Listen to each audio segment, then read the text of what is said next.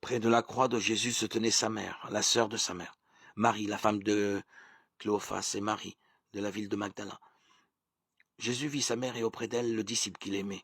Il dit à sa mère, « Femme, voici ton fils. » Puis il dit au disciple, « Voici ta mère. » Et dès ce moment, le disciple l'a pris chez lui.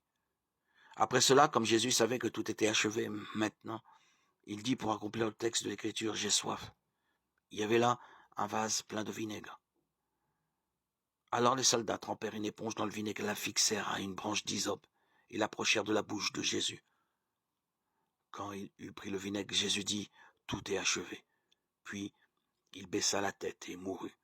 C'était le jour avant le sabbat et les Juifs ne voulaient pas que le corps reste sur la croix durant le sabbat, car ce sabbat-là était une journée importante.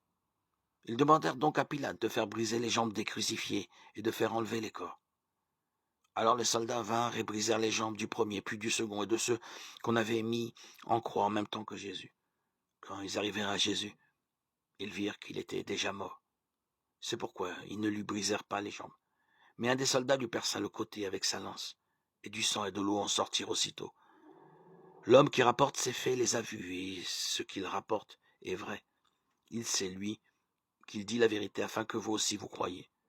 Car cela est arrivé pour que s'accomplisse ce passage de l'Écriture. On ne lui brisera aucun os.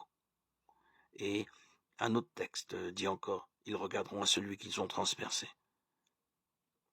Après cela, Joseph de la ville d'Arimathée demanda à Pilate la permission d'emporter le corps de Jésus. Joseph était un disciple de Jésus, mais en secret, parce qu'il avait peur des Juifs. Et Pilate le lui permit. Joseph vint donc et emporta le corps de Jésus. Nicodème, cet homme qui était allé trouver une fois Jésus pendant la nuit, vint aussi et apporta environ 30 kilos d'un mélange de myrrhe et d'aloès. Tous deux prirent le corps de Jésus et l'enveloppèrent de bandes de lin en y mettant les huiles parfumées, comme les Juifs ont coutume de le faire quand ils enterrent quelqu'un.